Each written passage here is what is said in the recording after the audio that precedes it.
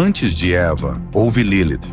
Essa simples frase é suficiente para estremecer os alicerces de séculos de tradição religiosa, abalar dogmas e reabrir uma ferida ancestral que a história tentou esconder. Afinal, se Eva foi a primeira mulher, quem é essa outra figura que surge nas sombras do Éden, pronunciando palavras de poder e voando rumo ao deserto? Nos antigos manuscritos, nos sussurros dos místicos e nas entrelinhas da Cabala, ecoa o nome de uma figura tão poderosa quanto temida: Lilith, a mulher que disse não ao próprio Criador. Mas quem foi Lilith, afinal? Uma demônia da noite, uma rebelde espiritual, uma deusa caída ou apenas um símbolo? Por que seu nome foi ocultado, seus feitos distorcidos, sua imagem demonizada? Neste episódio de Entre Deuses e Homens, vamos mergulhar fundo no mito oculto de Lilith, sua criação, sua revolta, sua fuga, sua maldição e seu ressurgimento. Uma jornada que atravessa os desertos da Mesopotâmia, os salões ocultos da Cabala e os gritos silenciados de todas as mulheres que ousaram dizer basta. Prepare-se. Essa não é apenas uma história de mitologia, é uma história de desejo, liberdade, poder e de uma censura milenar. Do pó da terra, a criação de Lilith. Nas tradições mais populares do Gênesis, encontramos uma narrativa bem conhecida. Deus cria Adão, e para que ele não fique só, faz uma companheira a partir de sua costela, Eva. Mas essa versão aparece apenas no capítulo 2. No capítulo 1, há um detalhe que há séculos intriga estudiosos, rabinos e místicos. Criou Deus o homem à sua imagem, a imagem de Deus o criou. Homem e mulher os criou. Gênesis 1:27. Essa passagem sugere que homem e mulher foram criados ao mesmo tempo, da mesma essência. E aqui surge Lilith. Em tradições judaicas antigas, especialmente no alfabeto de Ben Sira, Lilith é mencionada como essa primeira mulher, feita do mesmo barro que Adão, não de sua costela, mas de igual para igual. Ela e Adão foram criados juntos, viveram juntos, mas nem por isso viviam em harmonia. Segundo o Ben Sira, Lilith recusou-se a obedecer a Adão. Um dos conflitos centrais se dá na intimidade. Lilith se recusa a ficar por baixo durante o ato sexual, alegando que ambos foram feitos da mesma substância, portanto, eram iguais. Quando Adão insiste em sua autoridade, Lilith profere o nome sagrado de Deus, um nome proibido de ser pronunciado, e com isso, adquire poder para voar. E assim ela parte. Lilith, a primeira mulher, escolhe a liberdade em vez da submissão.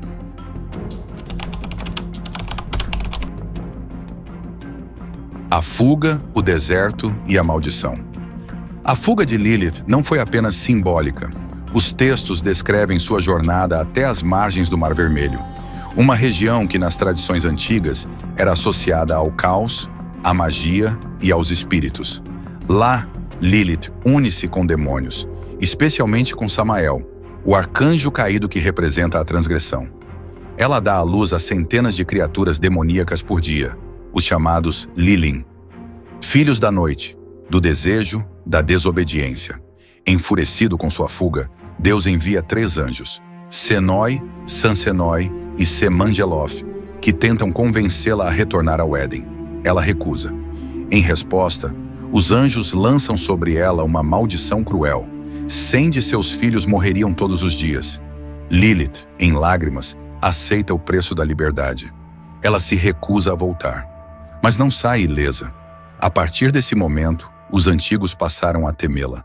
Passou a ser associada à morte de bebês, às febres noturnas, ao aborto espontâneo, às doenças súbitas.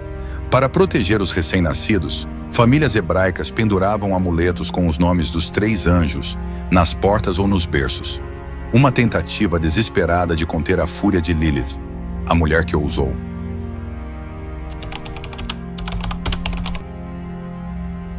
Lilith nas raízes da história. Mas Lilith não surgiu com o judaísmo. Muito antes dos textos hebraicos, ela já vagava nos desertos da Mesopotâmia. Nos registros sumérios, encontramos uma figura chamada Lilitu, um espírito feminino da noite. Essas entidades eram associadas a tempestades, sedução, morte de crianças e doenças. Muitas vezes, eram vistas como espíritos de mulheres que morreram sem filhos ou sem se casar, e por isso vagavam pela terra em busca de vingança. A deusa mesopotâmica Lamashtu também se assemelha a Lilith. Tinha corpo feminino, asas e garras, e atacava mães e crianças. Na Babilônia, os Lilu eram demônios masculinos noturnos, e as Lilitu, suas contrapartes femininas. Aparentemente, Lilith é uma fusão dessas entidades antigas, um eco das primeiras civilizações. Quando os hebreus foram exilados na Babilônia, eles entraram em contato com esses mitos. É provável que a figura de Lilith tenha sido incorporada aos seus próprios textos nesse período, trazendo com ela toda a bagagem simbólica do feminino perigoso e indomável. A serpente do paraíso? Alguns textos esotéricos sugerem algo ainda mais ousado.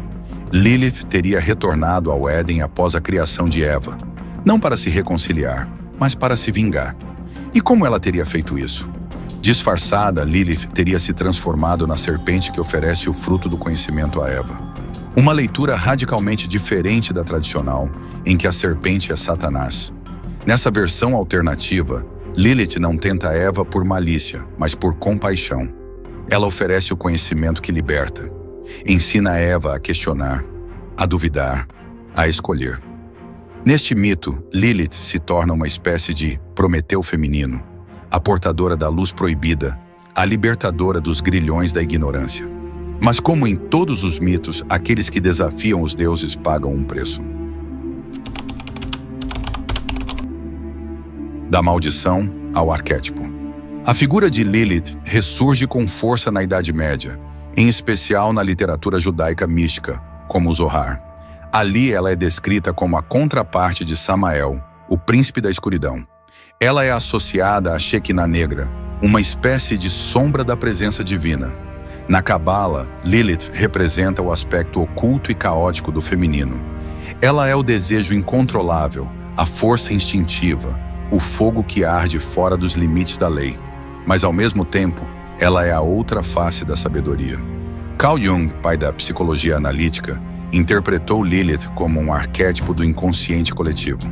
Para ele, Lilith é a sombra da ânima, a parte do feminino reprimida pela cultura patriarcal.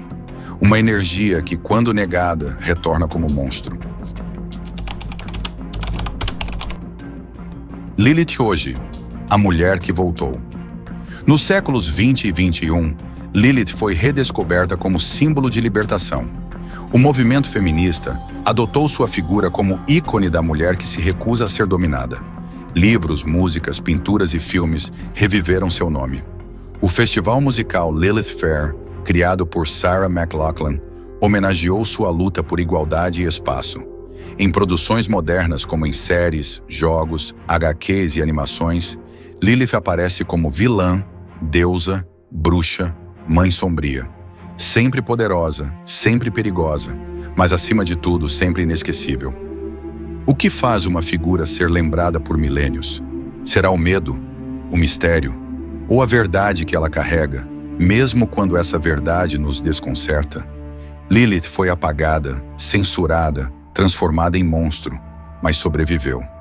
E hoje, talvez mais do que nunca, ela ressuscita em debates sobre igualdade, liberdade e espiritualidade.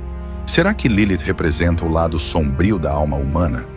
Ou será que ela é apenas um reflexo da luz que foi rejeitada por não se curvar aos moldes do poder? E mais importante, por que durante séculos fomos ensinados a temê-la em vez de compreendê-la? Essas são perguntas que não se respondem em um único vídeo. Mas aqui, no Entre Deuses e Homens, é exatamente esse o nosso caminho. Questionar, revisitar, investigar os mitos que moldaram nossa civilização. Se essa história te fez pensar, curta o vídeo. E se você tem uma teoria, uma dúvida ou uma interpretação diferente, deixe nos comentários. Lilith foi demônio, deusa, símbolo, ou tudo isso ao mesmo tempo? E não se esqueça, inscreva-se no canal e ative o sininho, porque nas próximas jornadas vamos explorar deuses banidos, monstros esquecidos e os mistérios mais ocultos da história humana. Aqui os mitos não morrem, eles esperam, e nós estamos prontos para ouvi-los.